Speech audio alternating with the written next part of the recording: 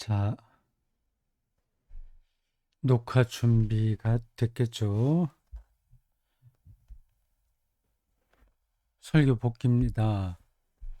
2022년 여러분들 화면에 제 설교 텍스트가 보일 겁니다. 5월 8일 영생과 하나님이라는 제목의 설교입니다. 요한복음 10장 22절에서 30절입니다. 이번 설교 준비하는데 시간이 좀 많이 투자됐습니다.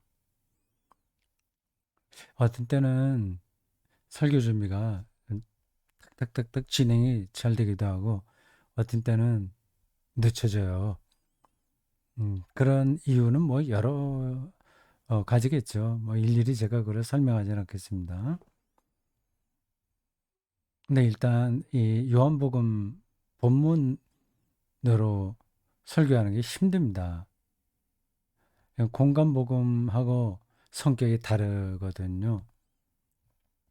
조금 다른 게 아니라 많이 다릅니다. 시간적으로도 이 요한복음이 제일 늦게 기록됐어요. 그리고 그, 그걸 받아볼 사람들, 이렇게 독자가 다르고요. 상당히 사변적입니다. 예- 예수님, 당시에 일어났던 일처럼 그 이야기가 진행되고 있지만 실제로는 훨씬 후에 기록한 거잖아요. 예수님 실제 이야기가 30년대 중반이라고 한다면 초반이죠. 초중반 어쨌든 대충 그렇게 본다면 이 요한복음이 기록된 건 90년에서 100년 사이입니다. 그 90년이라고 한다면 한 90년이라고 하면 한 60년 세월이 흐른 거죠. 100년이라고 하면 70년 가까이 세월이 흐른 겁니다.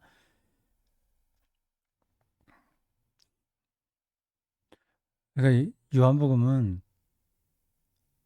분명한 그 집필 동기가 있어요. 그래서 공간복음하고 여러 가지로 차이가 있는 겁니다. 문체도 다르고 그 개념 그 안에 쓰이는 단어들의 개념도 좀 다르고요. 뭐 공생애는 그 마태복음은 이제 족보 이야기로 시작하고요. 마가복음은 단도직입적으로 예수님의 하나님 나라 선포를 얘기하고 누가복음은 그 예수님의 출생 이야기하고요. 마태복음도 출생 이야기를 하죠. 그 예수님의 역사적 배경을 대단히 중요하게 생각하고 기록했지만 요한복음은 그러지 않습니다. 태초에 말씀이 계시니라 그거로 시작하지 않습니까? 요한복음 1장 1절. 태초에 말씀이 계시니라. 이 말씀이 로고스인데 네, 헬라 철학 개념이잖아요. 스토아 철학 개념인데 뭐 스토아 철학만 저런 얘기를 한 건 아니겠죠. 하여튼 그러한 헬라 철학이 상당한 영향을 끼친 복음서가 요한복음입니다. 그리고 공간복음체 없는 이야기들이 많이 있고요. 에고 에이미라고 해서 I am 영어로 에고 에이미 나는 뭐뭐이다 헬라어인데 I am 문장이 나옵니다. 근데 난 누구누구다 이렇게 드러내놓고 예수님이 말씀하신 것처럼 요한복음 기자는 기록하는데 공간복음서는 그런 표현들이 없어요. 그러니까 요한복음은 그 예수님의 이야기를 뭐 공간복음도 기본에서는 같지만 같은 관점이지만 그 연대기적으로 어, 사실을 적시하는 게 아니라 요한복음 기자에 의해서 재구성된 겁니다. 그래서 이 설교할 때 늘 그게 저희 머릿속에서 이렇게 막 작동을 해요. 아, 이게 지금 예수님이 실제로 하신 말씀인가? 예수님의 의도한 건가? 아니면 요한복음 기자의 신앙 고백인가? 하는 그런 것들을 생각을 하다 보니까 좀 복잡해지는 거죠. 근데 그러한 생각하지 말고 예수님이 직접 하신 말씀이 아니라고 하더라도 그 요한복음 기자의 신앙 고백이 그 예수님이 직접 하신 말씀과 그 영적인 의미에서는 뭐 큰 차이가 없다. 이렇게 생각을 하면 됩니다. 좀 다른 말이 너무 길었습니다. 이번 어, 설교를 준비하는데 애를 먹어서 그런 얘기를 했습니다. 제목이 영생과 하나님이잖아요. 근데 원래는 이런 제목이 아니라 만물보다 크신 이로 생각을 했었어요. 물론 아주 처음엔 어떤 생각을 했는지 제가 다른데 적어놨는데 지금 여러분들에게 보여드리지 못해요. 혹은 예수의 하나님 경험 뭐 이런 제목일 수도 있습니다. 그러다가 그런 쪽으로 쭉 설교를 준비하다 보니까 이게 설교를 듣는 사람들에게 딱 와닿는 이야기가 아닐 수 있다는 생각이 들어서 다시 또 그 틀을 바꿨습니다. 그래서 영생이라는 부분을 조금 더 자세하게 들여다보고 그 예수가 어떻게 이 영생을 경험했는지를 또 자세하게 들여다봐서 그걸 연결시켜 보려고 한 거죠. 그리고 맨 나중에 만물보다 크신 내 아버지는 그 내 양을 나에게 주신 그래서 내가 그들에게 영생을 베풀 그 양을 주신 내 아버지는 만물보다 크시다는 그 관점이 예수의 하나님 경험에서 아주 중요하기 때문에 그 문제를 설교 뒷부분에서 한 단락으로 잡았습니다. 그러니까 이게 조금 설교가 복잡해지는 거죠. 영생 문제가 사실은 처음 질문이 유대인들의 질문이 당신이 그리스도인지 아닌지 밝혀라고 아니겠어요. 그래서 처음 설교를 시작할 때 제가 설교문을 쓸 때 그리스도론에 대한 설명을 좀 해볼까 했습니다. 이게 초기 기독교서부터 계속 내려온 주제고 지금도 사실은 그리스도론 문제는 끝난 게 아니에요. 이건 신론하고도 또 연관됩니다. 설교에서 잠깐 언급된 유대교와 이슬람교는 유일신론이에요. 근데 그리스도교는 유일신론이 아니라 유일신론은 어, 이단으로 배척됐습니다. 그걸 이제 전문적인 신앙 용어로 하자면 단일 군주론이에요. 단일 군주론. 아직까지도 그 그리스도교 신론을 단일 군주론으로 여기는 생각하는 분들이 있습니다. 내가 하나님은 우리가 손으로 만질 수 있는 게 아니라 어, 개념적으로 이해하는 거라서 그가 어떻게 표상이죠. 어떤 표상으로 하나님을 대하느냐에 따라서 많이 달라집니다. 단일 군주론도 아니고 그리고 또 삼신론도 아니고 그러니까 삼위일체론인데 그 양태론도 아니고 굉장히 복잡해요. 이 문제가. 근데 그런 이야기들을 그 설교 시간에 할 수는 없잖아요. 근데 그런 것도 중요한 아, 그 관점입니다. 일단 저 유대인들이 예수에게 당신 그리스도냐 아니냐 밝혀라 이런 말로 시작되잖아요. 그러니까 그 요한복음 기자가 살고 있을 때의 그 삶의 자리에 그 문제가 신학적이고 영적인 아젠다였다는 뜻입니다. 요한복음 기자가 그냥 뭐 그런 질문이 있었지 해서 던지는 게 아니라 자기가 살고 있는 그 현장에서 대두된 이슈를 끌어들인 거예요. 그러면 90년에서 100년 어간에 있었던 그리스도론 논쟁에 대해서 어느 정도 알고 있어야 되지 않겠습니까? 그게 그걸 설명하기에는 설교 시간에 하기에는 역부족인 거예요. 근데 그 문제를 좀 이야기해 볼까 하다가 이제 다시 포기한 겁니다. 근데 단일 군주론도 아니고 삼십론도 아니고 양태론도 아니면서 삼위일체 론이 이 그리스도교의 하나님 그 표상에서 핵심이에요. 내가 삼위일체론의 출발은 그리스도론에 있습니다. 예수가 누구냐 하는 겁니다. 예수의 정체성에 대한 질문이에요. 바로 이 설교 본문에서 처음 유대인들이 제시한 질문이 바로 그리스도론 아니겠어요? 네가 그리스도냐?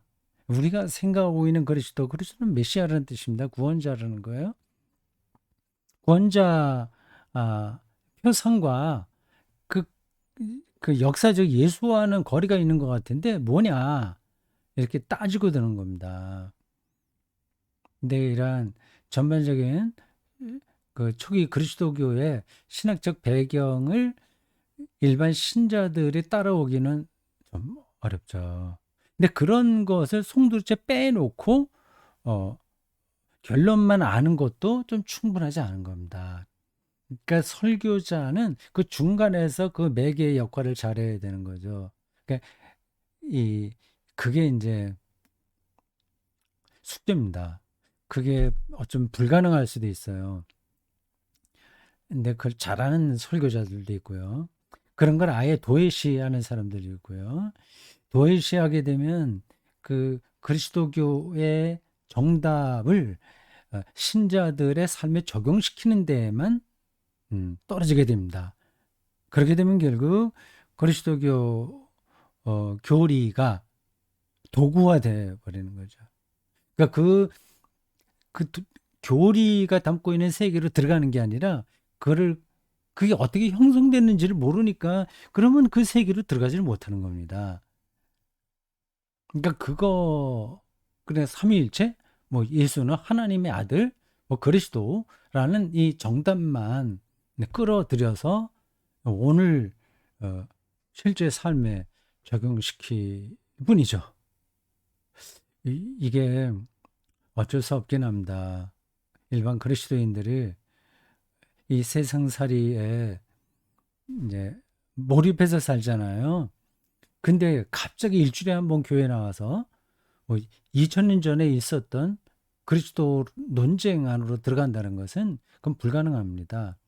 근데 어, 긴장과 경계선 그거를 설교자가 아, 잘 붙들면서 설득력 있게 그분들을 완전히 그 어, 딴 나라 이야기라서 와닿지 않는 방식이 아니면서 이 일상과는 전혀 다른 그 기독교 신앙의 세계로 끌어들여야 되는 거죠.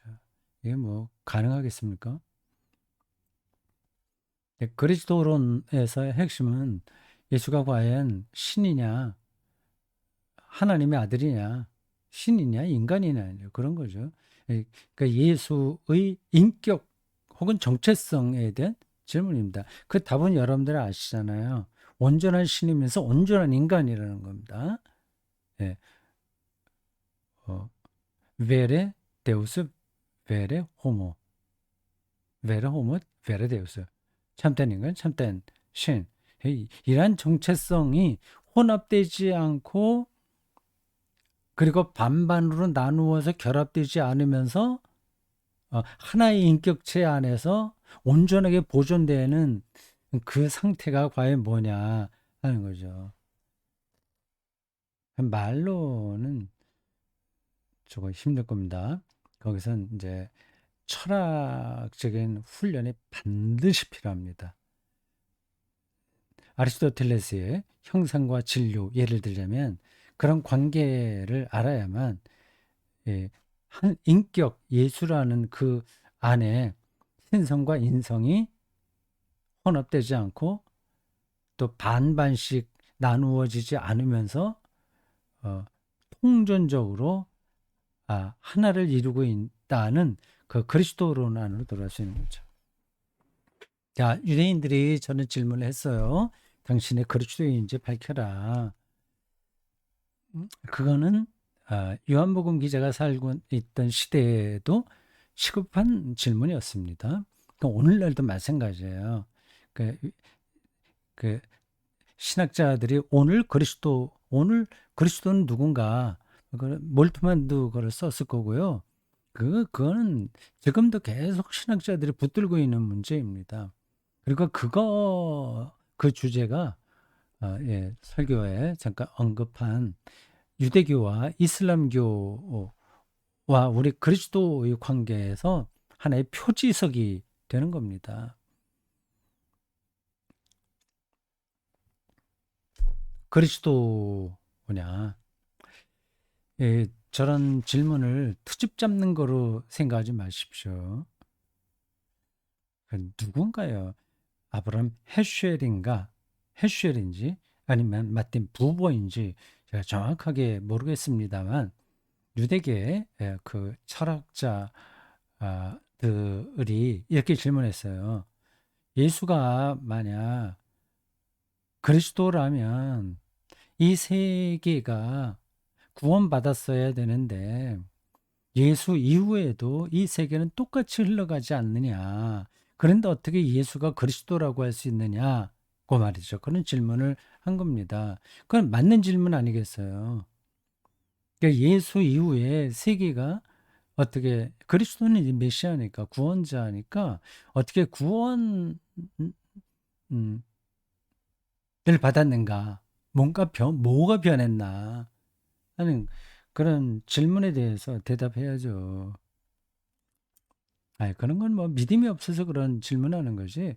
우리는 무조건 예수를 그리스도 하나님의 아들을 믿으면 돼.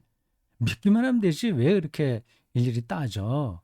그걸 따지는 거는 믿음이 없기 때문이야 라고 한다면 그건 정말 무식한 사람입니다.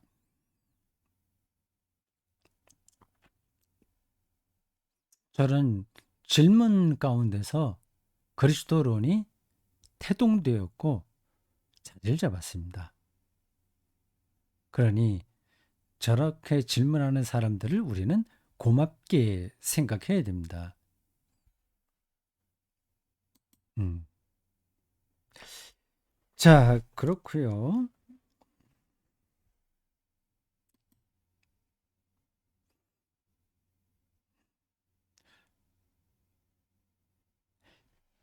예수님에 대한 질문은 공간복음서에도 계속 나왔어요.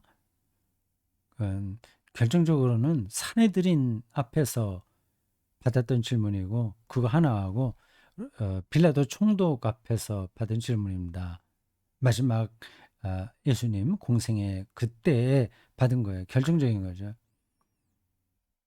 그럴 때마다 예수님은 내가 바로 그리스도다, 뭐 하나님의 아들이다, 뭐 이스라엘의 왕이다, 뭐 그렇게 대답하진 않고 네가 그걸 얘기했다. 뭐 그런 간접적인 방식으로 대답하셨습니다. 그러니까 그거는 긍정도 아니고 부정도 아니에요. 그거는 그런 눈이 열린 사람에게는 그게 보이는 거고 눈이 안 열린 사람에게는 보이지 않는 겁니다. 이제 궁극적인 세계에는 그와 같은 거예요. 참 묘하죠. 그래서 여러분들 빨간 글씨로 나온 부분에서 언급한 게 그겁니다. 궁극적인 사건이라는 현상은 말로 해명되는 게 아니다. 음악 경험도 말로 되지 않습니다. 어, 우주를 통한 경외심 이런 것도 말로 안 되는, 말로 된다면 다 그런 경험을 하게 되는 거죠. 근데 경험 그거 안 하잖아요. 못 하잖아요. 에, 와닿지 않는 겁니다.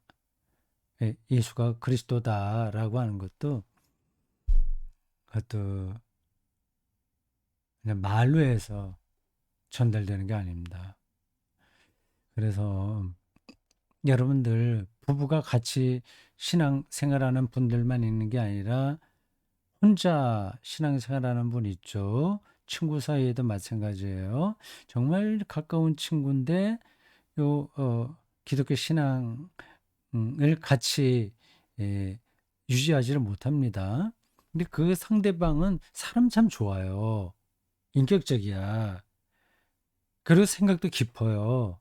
다른 부분에서 존경할 만한 것도 많이 있습니다. 근데 어, 이 그리스도교 신앙을 받아들이지는 못합니다. 그건 뭐 억지로 되지가 않습니다. 그래서 예수님도 종종 그런 말씀하셨잖아요. 귀 있는 자는 들으라고 말이죠. 이게 말장난처럼 여러분들 생각하시면 안 됩니다. 그리고 궁극적인 것에 대한 인식은 이거는 은총입니다, 사실은. 네, 귀가 있어야 되는 거예요. 들을 수 있어야 되죠. 억지로 되지 않습니다.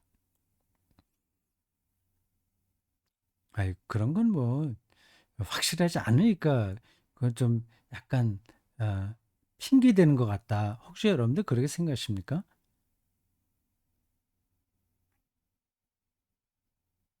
그렇지 않아요.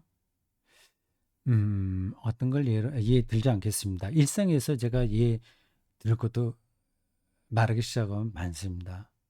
이 법에 대한 것도 법 체계 안에 들어가 버리면 그러면 안 보입니다. 그거밖에 안 보여요. 문자, 법이라는 그 문자만 보여요. 그래서 어떤 사람이 이 법을 어겼냐 안 어겼냐 그것만 보이는 거예요. 근데 법이 지향하는 의로움이라는 더 근원적인 세계가 안 보이는 겁니다.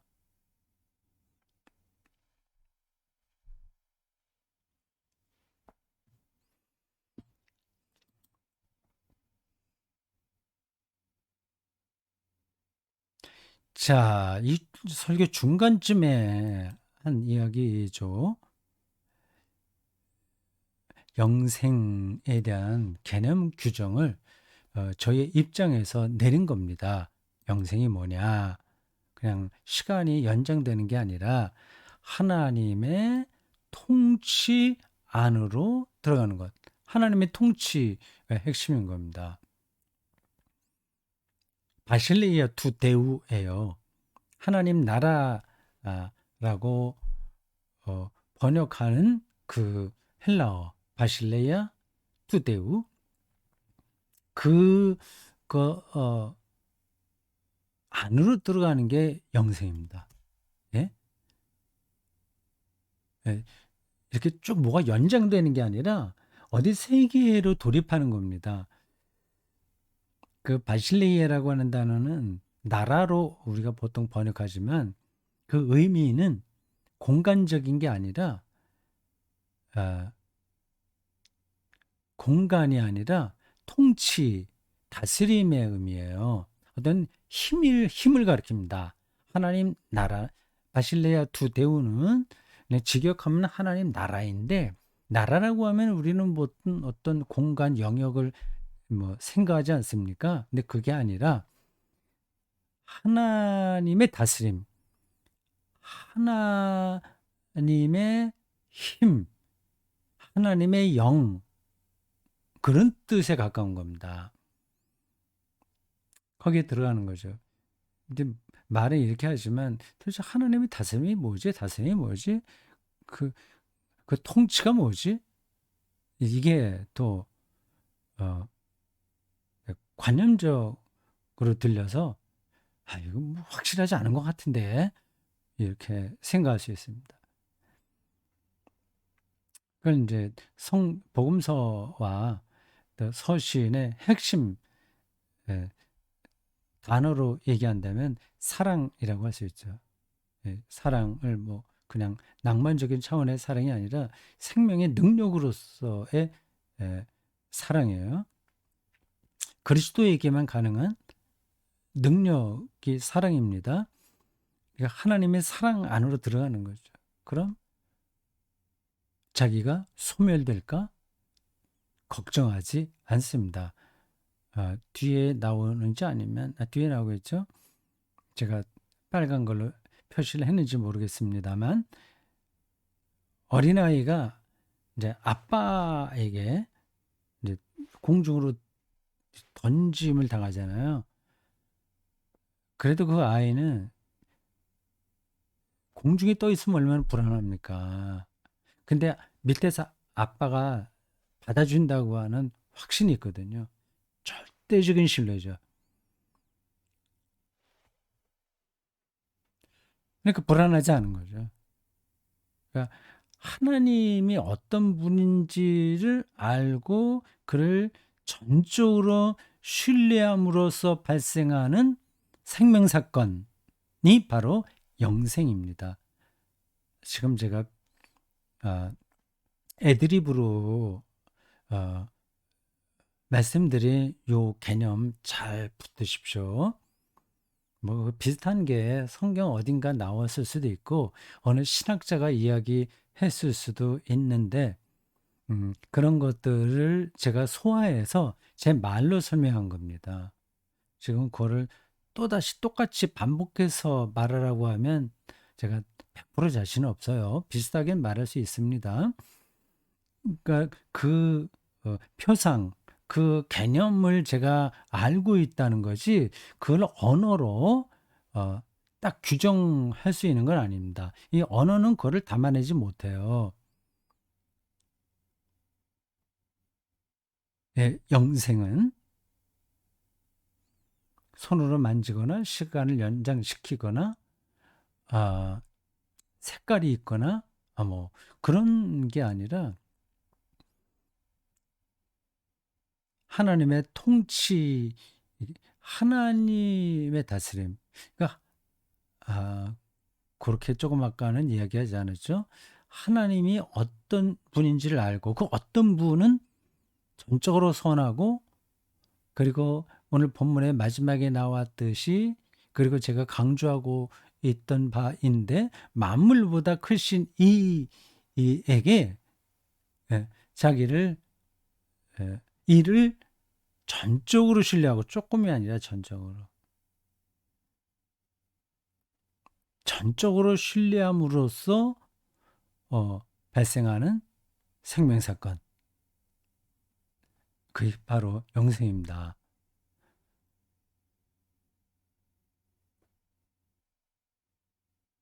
전달이 됐죠? 여전히 그런 것들은 좀 멀게 느껴진다는 분들이 계실 겁니다. 지금 뭐 좀 돈도 더 많이 벌어야 되고 집도 사야 되고 아니면 더 넓혀야 되고 지금 이 자본주의가 요구하고 있는 것에 온통 영혼이 빠져 있는 사람들은 이런 말이 들어오지 않아요. 자, 여러분들이 저보다 더 생각을 더 깊게 한다고 생각하고 제가 더 이상 어, 어, 이걸 이해하고 계실까 하는 염려하지 않고 그냥 진도를 나가겠습니다. 예, 요 빨간 글씨로 된 요 대목에서는 하나님의 통치 안으로 들어가는 것 이게 영생입니다. 그러니까 구원인 거죠.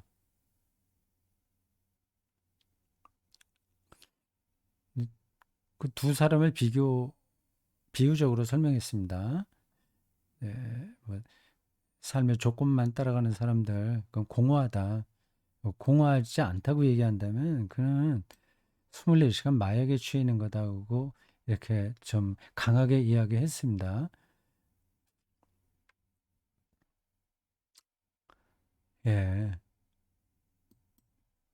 그 그리스도인이 아니면서 어, 삶에 그 격이 높은 사람들이 있습니다. 흔한 말로 도사연 하는 사람들이에요. 신을 부정하면서도 나는 가볍게 내 인생 생각하고 이 삶을 소풍처럼 생각하면서 아, 그렇게 어디에 미련두지 않고 자유롭게 자유인으로 살고 있어. 그렇게 살 거야. 더 불만도 없어. 만족해. 이렇게 얘기하잖아요. 그럼 굉장히 그럴듯해 보이지 않습니까? 있어 보이는 거죠. 그런 말 하는 분들이 다 정직한 게 아닙니다. 그 저 속에는 더 큰 불안이, 공허한 불안이 놓여 있을 거예요. 그거를 아닌 것처럼 위장하는 거죠. 그건 이렇게까지만 얘기하겠습니다. 뭐 철학자나 불교 신자라고 한다면 그 방식으로 구원을 경험했다고 할 겁니다. 근데 그리스도교는 그렇지 않아요. 누구를 믿음으로 영생이 예, 주어진다고 생각하는 겁니다. 그러니까 내가 이렇게 도사연, 자연주의 안에서 인생 철학 안에서 그런 식으로 어, 구원을 이룬다고 생각하지 않고 그분을 신뢰하는 겁니다. 그러면 거기에는 이제 공허나 허무가 자리 잡지 않는 거죠. 뭐, 그 하나님이 죽은 다음에도 그 사람을 지켜준다는 말, 그 어떻게 믿을 수 있어? 뭐 등등 여러 가지 또 논란이 가능하겠죠. 그건 또 다른 문제입니다. 네. 현대 교양인들이 제가 공허하지 않은 것처럼 어떤 건 매달리면서 살면서도 공허하지 않은 것처럼 초연한 것처럼 말하는 것은 거짓말이다.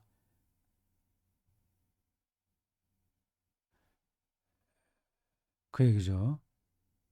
틀리지 않을 겁니다. 우리에게도 사실은 그런 모습들이 있어요.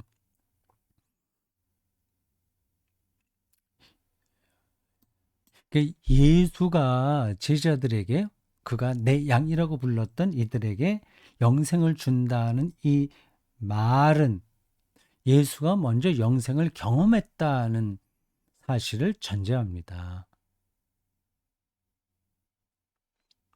그걸 정확하게 뚫어보고 어, 그의 영생 경험을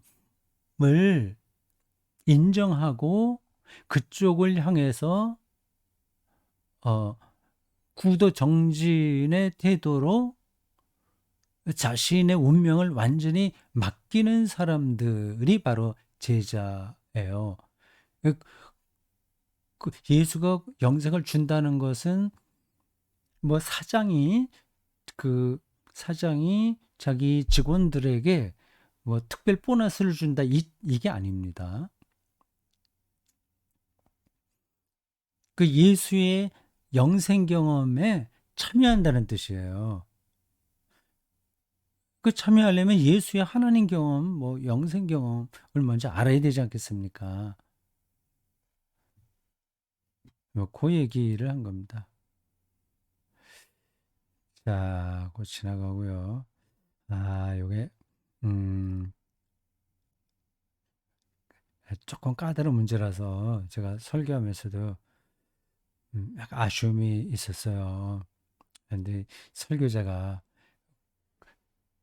그러한 마음으로 설교하면 안 돼요. 확신을 갖고 이미 전달됐다 하고 그 생각을 해야 되는데 저에게 그게 부족한 것 같아요.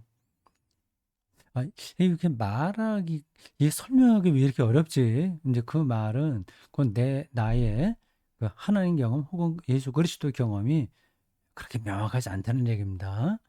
명확하다면 확실하게 얘기를 해야 되잖아요. 물론 제가 불확실하게 이야기하는 건 아닙니다. 근데 저 마음 바닥에는 이게 전달이 안 될 수도 있겠다 하는 불안한 게 있는 거죠. 그거는 그만큼 제가 어, 그 깊이로 들어가지 못했다는 증거입니다.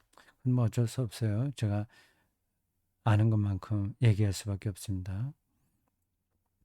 내 양이 아닌 사람이 나오잖아요. 내 양이 아닌 사람과 내 양이 구분되고 있어요. 이런 말들도 예수님이 편가르기 해갖고 너는 내 양 아니야. 너는 내 양이야. 이렇게 생각하시면 안 됩니다. 그럼 우리 머릿속에 이 성서 용어들을 어떤 세상살이에서 작동되는 언어로 이해를 해요. 우린 니뿐니뿐 잠깐 가리지 않습니까? 절대적인 세계에서 크게 가당키나 하겠습니까? 저거는 메타포예요. 종교적 메타포입니다. 그러니까 내 양이 아닌 사람이라는 말은 예수가 그들을 내쳤다는 게 아니라 예수를 그들이 이해하지 못한다는 겁니다. 그걸 이제 내 양이 아니다 이렇게 표현하는 거죠. 그러니까 예수의 영생 경험을 이해하지 못한다는 것은 곧 예수가 선포한 하나님의 신실성, 선하심을 자기들 받아들이지 않는다는 겁니다. 그러니까 그건 예수의 양이 될 수가 없는 거예요. 그걸 인정하지 않으면 당연히 영생 사건이 전달되겠습니까? 안 되죠.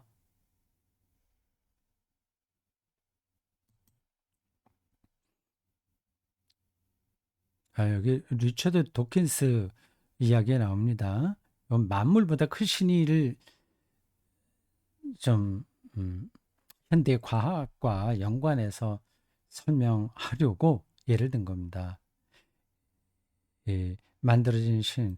이게 뭐 기독교를 비판하는 거죠. 기독교가 말하는 신은 정말 그러한 존재하는 게 아니라 우리의 뇌의 작용으로 인해서 이렇게 투사된 거다. 뭐 그런 얘기들이 이미 포에르바흐도 얘기를 한 건데요. 그러니까 기독교가 말하는 신은 그가 우리를 만든 창조자가 아니라 오히려 우리의 뇌가 만든 대상이다. 이렇게 보는 거잖아요.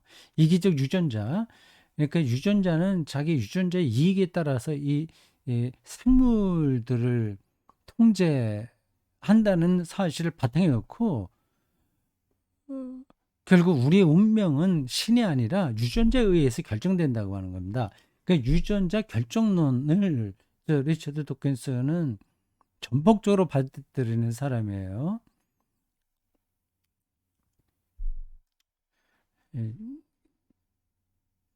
양심적으로 과학을 하는 사람이나 신학자, 철학자들의 눈에는 저런 리처드 도킨스의 주장이 경솔하게 비치는 겁니다. 뭘 알지 못하는 거죠. 그 이야기를 했습니다. 한스 퀴잉의 이야기도 제가 여기 인용을 했고요. 큰 여러분들이 관심 있는 분들은 보시기 바랍니다. 요즘 제가 한스 퀴잉의 그 전에는 이제 한스 퀴잉 과학을 말하다 이걸 강독했고요. 그 유튜브에 들어가면 볼 수 있습니다. 최근에 제가 몇 권 책을 같이 읽고 있어요. 그 중에 하나가 한스킹의 저 책입니다. 나는 무엇을 믿는가. 거의 인생 마지막 단계. 그 몇 살인지는 제가 정확하게 모르겠습니다. 굉장히 늦게 자기의 평생 동안 살아온 그리스도교 신앙을 바탕에 놓고 실존적으로 그 그리스도교 신앙 문제를 다루는 거죠. 솔직 담백하다는 걸 느낄 수 있습니다. 박학다식하기도 하고 글도 잘 쓰고 참 좋은 책이었습니다. 거기서 그렇게 이야기를 하네요. 저 책에서 지금 완전히 끝내지는 못했는데 많은 도움을 받았습니다.